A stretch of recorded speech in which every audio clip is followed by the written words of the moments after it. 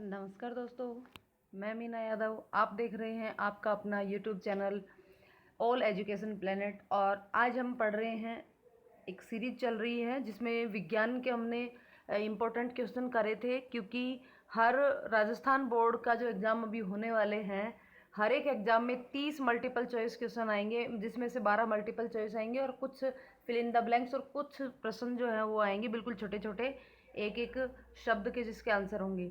तो उसमें हमने काफ़ी सारे लगभग 100 से ऊपर जो है objective type question, MCQ question कर लिए हैं विज्ञान के। और अब ये हम कर रहे हैं फिल इन द ब्लैंक्स। तो फिल इन द ब्लैंक्स को स्टार्ट करते हैं। यदि आपने वो वीडियो नहीं देखे तो उनको आप जा कर के आई बटन में और नीचे डिस्क्रिप्शन बॉक्स में आपको उन दोनों वीडियो का लिंक मिल जाएगा। इसके अलावा यदि आप चैनल पर नए हैं और आपने चैनल को सब्सक्राइब नहीं किया है तो चैनल को सब्सक्राइब करके ऑल पर क्लिक कर लें। तो चलिए स्टार्ट करते हैं। सबसे पहला प्रश्न, मनुष्य के खाली जगह भरनी है में मूत्र का निर्माण होता है। कहाँ पर मूत्र का निर्माण होता है? तो आंसर आएगा वृक्क यानी कि किडनी। नेक्स्ट, कौन सी ग्रंथि से एड्रिनल हार्मोन स्रावित होता है? कौन सी ग्रंथि से एड्रिनलिन हार्मोन स्रावित होता है? तो उस ग्रंथि का नाम है अधिवृक्क। दो पृष्ठों से घिरा हुआ कोई पारदर्शी माध्यम जिसके एक या दोनों पृष्ठ गोलीय हों, या तो एक पृष्ठ या दोनों गोलीय हों, उसको क्या कहते हैं? तो आंसर आएगा लेंस। ऊर्जा के पिरामिड सदैव कैसे होते हैं? तो ऊर्जा के पिरामिड सदैव सीधे होते हैं। इस तरीके से ऊर्जा के जो पिरामिड होते हैं वो सदैव कैसे होते हैं? सीधे होते हैं। प्रतिरोध का एसआई मात्रक क्या है? तो प्रतिरोध का एसआई मात्रक है ओम। किसको भारत के वाटरमैन के नाम से जाना जाता है? तो वो है डॉक्टर राजेंद्र सिंह। किस यंत्र के से रक्त दाब मापा जाता है? ब्लड प्रेशर जो है वो किस यंत्र से नापा जाता है? उसका नाम क्या है? तो उसका नाम है स्फिग्मोमेनोमीटर। नेक्स्ट है, हार्मोन की क्रिया को कौन सी गति, मतलब उस जो भी गतिविधि होती है, क्रियाविधि नियंत्रित करती है, कौन सी क्रियाविधि नियंत्रित करती है? तो वो है पुनर्भरण। हार्मोन्स की क्रिया को कौन सी क्रियाविधि नियंत्रित करती है? तो उसका नाम है पुनर्भरण। देखिए यहाँ पर जो प्रश्न दिए हुए संभावित प्रश्न है, इन प्रश्नों में से ही 6 प्रश्न आपके आएंगे फिल इन द ब्लैंक्स। तो इन्हीं में से आपको वो 6 प्रश्न जो है वो देखने को मिल जाएंगे। हो सकता है कि सेम यही एज इट इज़ ना मिले, हो सकता है कि जो ऑब्जेक्टिव टाइप दिया है उसमें से कोई प्रश्न निकाल ले, या फिर आगे हम वन लाइनर करेंगे जिसका आंसर जो है वो एक एक शब्द का होगा, तो उसमें से भी आपको वो ऑब्जेक्टिव टाइप मिल सकते हैं। कहने का मतलब ये जो 3 से 4 वीडियो जो आपको देखने को मिलेंगी, इसके अंदर से ही आपको 30 नंबर का कंप्लीट जो है वो इसके अंदर से मिलने वाला है। तो ये जो भी वीडियो है वो आप ज़रूर से ज़रूर देखिएगा। गोलीय दर्पण के ध्रुव एवं मुख्य फोकस के बीच की दूरी क्या कहलाती है? गोलीय दर्पण जो होता है उसके ध्रुव और मुख्य फोकस के बीच की दूरी क्या कहलाती है? फोकस दूरी कहलाती है। नेक्स्ट प्रश्न है, किसी विद्युत धारा के सतत एवं बंद पथ को क्या कहते हैं? तो उसको कहते हैं विद्युत परिपथ। किसी विद्युत धारा के सतत एवं बंद पथ को विद्युत परिपथ कहते हैं। वे पदार्थ जिनका जैविक प्रक्रम द्वारा अपघटन नहीं होता है वो क्या कहलाते हैं? जिनका जैविक प्रक्रम द्वारा अपघटन नहीं होता उसको अजैव निम्नीकरण कहते हैं। अजैव निम्नीकरण कहते हैं। कोलीफॉर्म जीवाणु एक जीवाणु है, कोलीफॉर्म। ये मानव शरीर पर पाया जाता है। तो कौन सी जगह पर पाया जाता है? कौन सी जगह में पाया जाता है? तो ये कोलीफॉर्म नामक जो जीवाणु है वो मनुष्य की आंत में पाया जाता है। नेक्स्ट प्रश्न है, एक कोशिकीय जीवों में भोजन कहाँ से लिया जाता है? एक कोशिकीय जीव जो होते हैं वो कहाँ से भोजन लेते हैं? तो संपूर्ण सतह से, कहीं से भी वो ले सकते हैं। मादा में द्वितीयक लैंगिक लक्षणों का नियमन करता है कौन सा हार्मोन? यहाँ पे एक हार्मोन का नाम लिखना है। कौन सा हार्मोन मादा में द्वितीयक लैंगिक लक्षणों का नियमन करता है? तो वो है एस्ट्रोजन हार्मोन्स। विवर्तन प्रभाव की व्याख्या प्रकाश की कौन सी प्रकृति के आधार पर की जाती है? विवर्तन प्रभाव की, अपवर्तन, परावर्तन, विवर्तन, इनमें से यहाँ पे विवर्तन प्रभाव की व्याख्या पूछ रहा है। प्रकाश की कौन सी प्रकृति के आधार पर की जाती है? तो देखिए प्रकाश जो है उसकी 2 तरीके की प्रकृति पाई जाती है, कणीय और तरंगीय। तो कौन सी प्रकृति के आधार पर विवर्तन प्रभाव की व्याख्या की जाती है? तो प्रकाश की तरंगीय प्रवृत्ति यानी कि तरंग प्रकृति जो है उसके आधार पर इसकी व्याख्या की जा सकती है। उसके बाद है विद्युत धारा का एसआई मात्रक कौन सा है। इससे पहले हमने बात करी थी प्रतिरोध का एसआई मात्रक कौन सा था, तो वो क्या था, प्रतिरोध का था ओम, और यहाँ पे विद्युत धारा की बात कर रहे हैं तो विद्युत धारा का एसआई मात्रक क्या है, एम्पियर।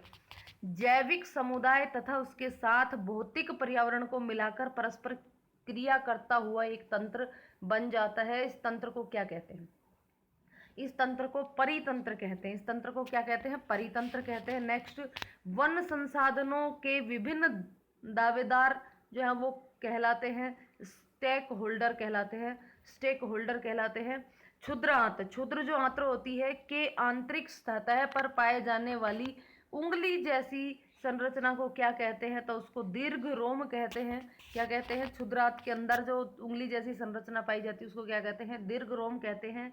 रस संवेदी ग्राही से किस चीज का पता लगता है, स्वाद का पता लगता है। नेक्स्ट है एक डायप्टर किस लेंस की क्षमता, एक डायप्टर जो उस लेंस की क्षमता होती है जिसकी फोकस दूरी कितनी हो, तो फोकस दूरी 1 मीटर हो। यहाँ पर ऑब्जेक्टिव टाइप में ये प्रश्न भी आया था कि लेंस की क्षमता मापने की जो इकाई है वो क्या होती है, तो वो होती है डायप्टर। अब यहाँ पे पूछ लिया है कि भाई डायप्टर जो क्षमता नापते हैं, तो एक डायप्टर जो क्षमता है वो किस फोकस दूरी के लिए होती है, तो 1 मीटर फोकस दूरी के लिए होती है। नेक्स्ट प्रश्न, विद्युत बल्बों के तंतुओं का निर्माण कौन सी धातु से होता है, ये पहले भी आ चुका है प्रश्न, तो टंगस्टन धातु से होता है। बगीचा, खेत, जल, जीवशाला मानव निर्मित किस प्रकार के परितंत्र हैं, तो ये मानव द्वारा निर्मित कृत्रिम परितंत्र हैं। देखिए अभी यहाँ पे प्री बोर्ड परीक्षा जो हुई थी उसमें भी ये प्रश्न पूछा गया था, लेकिन उसमें कुछ इस तरीके से पूछा गया था कि मानव निम्न में से मानव निर्मित परितंत्र कौन सा है, तो वहाँ पर 4 ऑप्शन दिए हुए थे, सागर, झील और वन और बगीचा, ये 4 ऑप्शन थे। तो इसमें से आंसर देना था तो ऑप्शन उसका हो जाता बगीचा, क्योंकि मानव के द्वारा कौन सी चीज़ निर्मित है, केवल बगीचा है। नेक्स्ट प्रश्न देखिए, तो इसी तरीके से इन्हीं प्रश्नों में से घुमा फिरा करके आपसे प्रश्न पूछ लिए जाएंगे। नेक्स्ट प्रश्न है, जैव विविधता का आधार उस क्षेत्र में पाई जाने वाली विभिन्न किन की संख्या, विभिन्न किस चीज़ की संख्या को जैव विविधता के आधार पर आधार बताया गया है, तो स्पीसीज, वहाँ जो भी जाति पाई जाती है उसकी। नेक्स्ट प्रश्न है, खाली जगह दे रखी है, को जल संवहन उत्तक भी कहते हैं। कौन से उत्तक को जल संवहन उत्तक कहते हैं, तो ऑप्शन आ जाएगा इसका जाइलम। जाइलम जो उत्तक होता है उसको क्या कहते हैं, जल संवहन उत्तक भी कहते हैं, क्योंकि ये जल का सभी भागों तक जल का जो है वो संवहन करता है। जाइलम और फ्लोएम 2 तरीके के उत्तक होते हैं, तो आगे फ्लोएम के भी प्रश्न आएगा। यहाँ पे जाइलम की बात करें तो जाइलम से जल जैसे जाइलम जैसे जल, तो ध्यान रखना जाइलम जो वो संवहन जल संवहन उत्तक है। नेक्स्ट फ्लोएम की बात करेंगे आगे के प्रश्न में। नेक्स्ट प्रश्न है, स्टेटोस्टेरोन कहाँ कौन सी जगह से कौन सी ग्रंथि से स्रावित किया जाता है, ये हार्मोन्स, टेस्टोस्टेरोन, तो इसका आंसर होगा टेस्टोस्टेरोन वृषण द्वारा स्रावित होता है। नेक्स्ट प्रश्न है, गोलीय लेंस की वृत्ताकार रूपरेखा का प्रभावी व्यास क्या कहलाता है। गोलीय लेंस की वृत्ताकार रूपरेखा का प्रभावी व्यास द्वारक कहलाता है। किसी सेल के भीतर होने वाली रासायनिक अभिक्रिया सेल के टर्मिनल के बीच क्या उत्पन्न कर देती है। कोई भी सेल होता है उसके अंदर 2 टर्मिनल होते हैं, 2 एनोड और कैथोड, 2 तरीके के सेल के अंदर 2 तरीके के टर्मिनल होते हैं, और उन दोनों के बीच में क्या होता है, रासायनिक अभिक्रिया द्वारा उनके बीच में विभवांतर उत्पन्न होता है। और अभी हमने धारा का ऐसा ही मात्रक पढ़ा एम्पियर, प्रतिरोध का ऐसा ही मात्रक पढ़ा ओम। अब विभवांतर का ऐसा ही मात्रक क्या होगा, तो विभवांतर का ऐसा ही मात्रक होता है वोल्ट। नेक्स्ट है, ऊर्जा का प्रवाह किस प्रकार का होता है। ऊर्जा जो है वो सदैव एक ही दिशा में प्रवाहित होती है, इसलिए इसको कहेंगे कि एक दिशिक, हमेशा ऊर्जा जो है वो एक ही दिशा में प्रवाहित होती है। नेक्स्ट प्रश्न है, वायुमंडल में कार्बन डाइऑक्साइड की मात्रा अधिक होने पर क्या होगा, तो सबसे ज़्यादा गर्मी पैदा हो जाएगी, यानी कि वैश्विक उष्मण पैदा हो जाएगा, पूरे विश्व में गर्मी का स्तर बढ़ जाएगा। नेक्स्ट है, वृक्क की संरचनात्मक और क्रियात्मक इकाई कौन सी है, तो नेफ्रॉन जो है वो वृक्क की संरचनात्मक एवं क्रियात्मक इकाई है। नेक्स्ट प्रश्न है, बाल्यावस्था में किसकी वृद्धि की कमी किस हार्मोन्स की कमी से व्यक्ति बौना रह जाता है। कौन से हार्मोन की कमी से? तो वृद्धि हार्मोन की कमी से व्यक्ति जो है वो बौना रह जाता है। ऐसे लेंस जो अंदर की ओर वक्रित दो गोलीय पृष्ठों से घिरे होते हैं उस लेंस को क्या कहते हैं?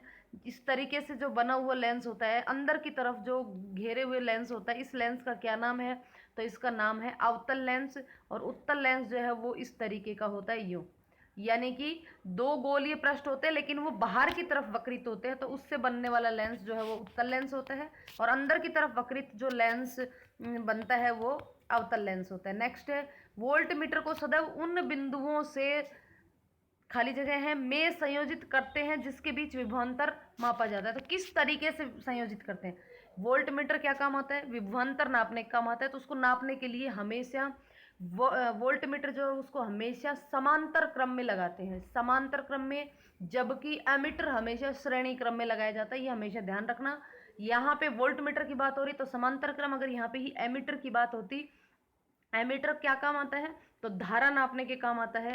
धारा मापने का यंत्र है एमीटर, और उसको सदैव परिपथ के श्रेणी क्रम में लगाते हैं। और जबकि वोल्ट मीटर को सदैव किस क्रम में लगाते हैं? समांतर क्रम में या पार्श्व क्रम में लगाते हैं। नेक्स्ट प्रश्न है, उत्पादक किस से प्राप्त ऊर्जा को परितंत्र के अन्य सदस्यों को उपलब्ध करवाता है? तो जो उत्पादक है वो सदैव सूर्य से जो ऊर्जा प्राप्त होती है उस ऊर्जा को अन्य सदस्यों को उपलब्ध करवाता है। जल संभर प्रबंधन में मिट्टी और जल संरक्षण पर जोर दिया जाता है जिससे कि उत्पादन में वृद्धि हो। किसके उत्पादन में? जैव मात्रा के उत्पादन में वृद्धि हो उसके। फ्लोएम का प्रमुख कार्य, देखो अभी हमने जाइलम पढ़ा था जिसको जल संवहन उत्तक कहा था, यहाँ पे बात आ रही है फ्लोएम की। तो फ्लोएम का प्रमुख कार्य क्या है? पर्ण में बने किसको पौधे के प्रत्येक भाग तक पहुंचाने का?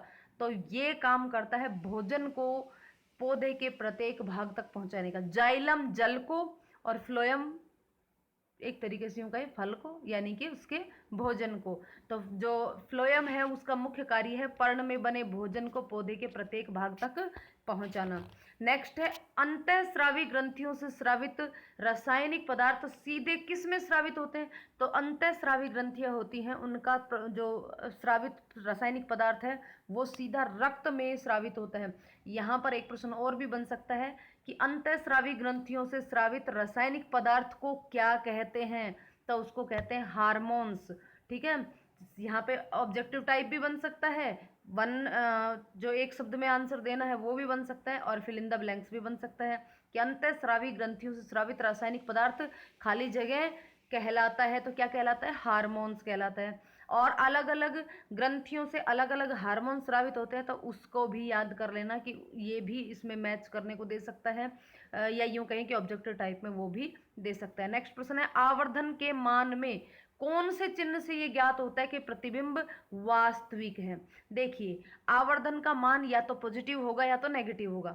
अगर पॉजिटिव होगा तो वो बताता है कि जो प्रतिबिंब बनेगा वो सीधा और काल्पनिक बनेगा। ध्यान रखना, अगर पॉजिटिव है तो चिन्ह पॉजिटिव है तो सीधा होगा और काल्पनिक होगा। ध्यान रखना, ये दोनों सारे प्रश्न इसमें कवर कर रही हूं मैं। सीधा होगा और कैसा होगा?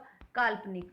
ठीक है, लेकिन यदि चिन्ह ऋणात्मक है, ऋणात्मक चिन्ह बताता है कि प्रतिबिंब उल्टा होगा, उल्टा होगा और वास्तविक होगा, उल्टा और वास्तविक। ध्यान रखना, सीधा है तो काल्पनिक होगा, उल्टा है तो वास्तविक होगा। तो ऋणात्मक चिन्ह से प्रतिबिंब वास्तविक होगा, ये पता चलता है। नेक्स्ट है, वह चालक जो पर्याप्त मात्रा में प्रतिरोध लगाता है उसको प्रतिरोधक कहते हैं। जो चालक प्रतिरोध लगाता है उसको क्या कहते हैं? प्रतिरोधक कहते हैं। अनेक खाद्य श्रृंखलाएं परस्पर काटती जोड़ती हुई क्या बनाती हैं? खाद्य जाल बनाती हैं। खाद्य श्रृंखलाएं क्या बनाती है? खाद्य जाल बनाती हैं। हिमाचल प्रदेश के कुछ क्षेत्रों में नहर सिंचाई की स्थानीय प्रणाली को क्या कहते हैं? तो हिमाचल प्रदेश में जो नहर प्रणाली है जो कि 400 साल पुरानी है उसको कुल्ल कहते हैं, कुल्ल कहते हैं। तो ये थे कुछ प्रश्न जो ऑब्जेक्टिव टाइप थे। तो उम्मीद है ये आपको समझ आए होंगे। प्रश्न कैसे लगे कमेंट करके ज़रूर बताइएगा। मिलते हैं अगली वीडियो में जिसमें हम लेकर के आएंगे एक शब्द में जो आंसर देने होते हैं वो। तो काफ़ी सारे प्रश्न भी वहाँ आपको देखने को मिलेंगे। तब तक के लिए उस वीडियो को ज़रूर देखिएगा। नेक्स्ट यानी कि कल वो वीडियो आएगी। तब तक के लिए